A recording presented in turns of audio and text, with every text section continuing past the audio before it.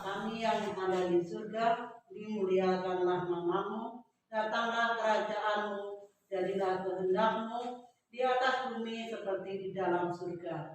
Berilah kami rezeki pada hari ini, dan ampunilah kesalahan kami, seperti kami pun mengampuni yang bersalah kepada kami. Dan janganlah masukkan kami ke dalam pencobaan, tetapi bebaskanlah kami dari yang jahat. Amin. Dalam nama Bapa dan Putra dan Roh Kudus. Amin.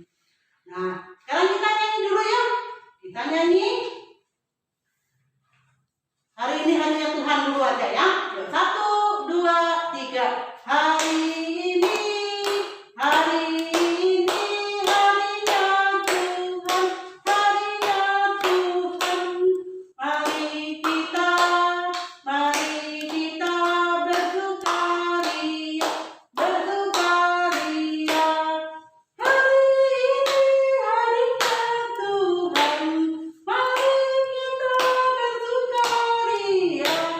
Hari ini harinya Tuhan.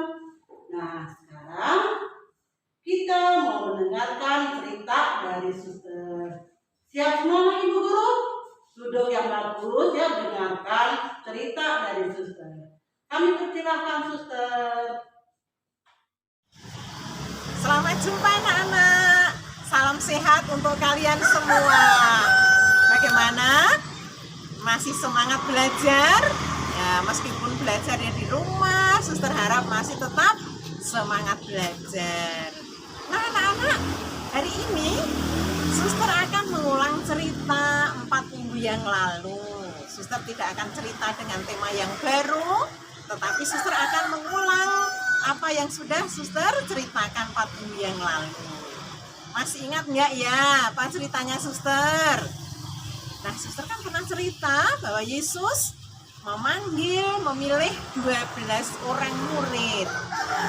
Yesus perlu teman, Yesus perlu bantuan, maka Yesus memanggil beberapa orang, ya, 12 orang untuk menjadi muridnya. Siapa nama mereka? Masih ingat? Ya, kemarin sudah melatih lagu ya, lagu yang bahasa Jepang itu. Sim Ayayo, Vibertoma, Yatasiyo. Ya, singkatan dari apa? Sim Ayayo, Simon Petrus, A. Andreas, Ya Yakobus, Yohanes. Jadi ada 4 orang murid yang dipanggil pertama ya, yang di pantai Danau Galilea hari itu ya. Suster sudah menceritakan ini. Sim Ayayo. Kemudian siapa yang lain? Oh, Vibertoma, Filipus, Bartolomeus, Thomas, Matius. Jadi Vibertoma. Kemudian masih ada 4 lain lagi. Yatasiyo. Siapa? Yakobus bin Alfeus, Tadeus, Yatasi, Simon, Yudas. Jadi ada 12 orang murid Yesus. Nah 12 orang murid ini diajari dan belajar dengan Yesus supaya menjadi pintar. Seperti anak-anak juga belajar di sekolah supaya jadi pintar. Nah sesudah mereka pintar, ya, Yesus mengutus mereka, mengutus para murid ya, untuk mewartakan kabar baik atau kabar gembira kepada orang-orang. Apa yang dimaksud Yesus mewartakan kabar baik?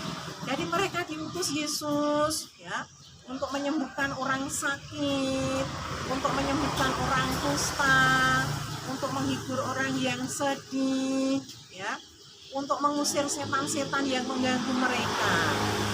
Tentu saja mereka senang ya, karena yang sakit bisa sembuh, yang sedih bisa bahagia kembali, ya, yang diganggu setan bisa bebas dari setan, ya, sehingga mereka menjadi senang dan bahagia dengan pewartaan para murid.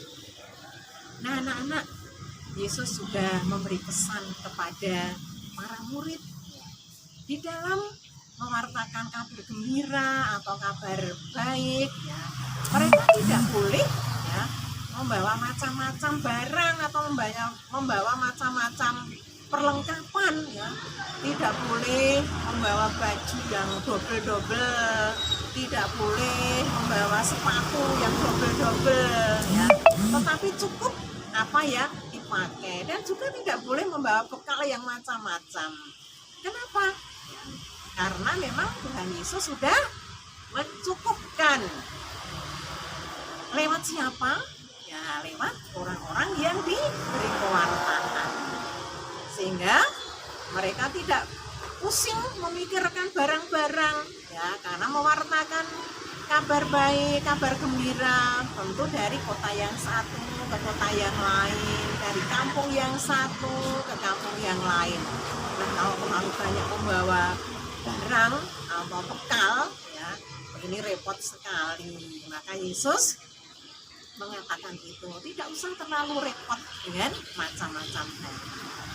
Nah, anak-anak tentu juga bisa meneladani para murid yang mewartakan kabar baik, mewartakan kabar gembira. Tentu saja tidak sehebat para murid bisa menyembuhkan orang sakit, bisa menyembuhkan orang kusta, tetapi dengan cara anak-anak sendiri ya, anak-anak pasti bisa juga ya, mewartakan kabar baik kepada orang-orang di sekitar kita, kepada orang tua, kakak adik yang serumah ya. Bagaimana caranya? Oh, misalnya dengan mentaati orang tua, kemudian membantu kakak adik ya, membantu teman-teman yang perlu bantuan ya. Ini adalah sudah mewartakan kabar gembira dengan cara anak-anak sendiri. Bisa ya? Oh, pasti bisa ya. Nah, anak-anak selain itu ya, kita juga bisa membantu orang-orang yang memerlukan bantuan kita. Misalnya kita dengan mendoakan mereka, dengan membantu apa yang bisa kita buat ya. Tidak usah sehebat para murid ya, tetapi seturut dengan kemampuan kita. Nah, itu anak-anak pesan Yesus kepada kita ya. Jadi anak-anak, kita sudah hafal dengan ke-12 murid, kemudian juga bagaimana Yesus mengutus mereka, kemudian juga bagaimana Yesus memberi pesan ke mereka supaya tidak terlalu banyak membawa beban, terlalu tidak membawa barang-barang yang dibutuhkan. Yesus juga memelihara kepada setiap dari kita, memelihara hidup kita, memelihara ciptaan yang lain ya. Nah, untuk mengakhiri cerita ini kita nyanyi bersama ya. Masih ingat nyanyian burung pipit yang kecil? Masih. Ayo kita nyanyi bersama ya. Burung pipit yang kecil dikasihi Tuhan, terlebih diriku dikasihi Tuhan. Bunga bakung di padang diberi keindahan, terlebih diriku dikasihi Tuhan. Burung yang besar kecil, bunga indah warnanya, satu tak terlupa oleh penciptanya. Anak-anak, sekian dulu ya cerita dari Suster, mengulang cerita yang lalu. Selamat belajar dari rumah. Tuhan memberkati. Nah, anak-anak, itu tadi renungan sabda Tuhan yang disampaikan oleh Suster Hana. Sekarang kita mau berdoa untuk menutup ibadah pada pagi hari ini.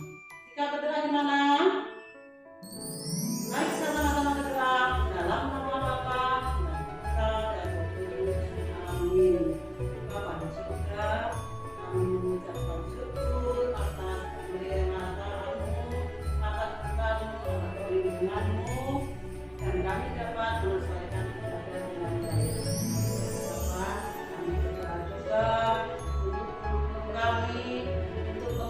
kami, terlebih Lucky yang sekarang sedang sakit. Berilah kesehatan selalu supaya kami dapat mengikuti belajar bersama.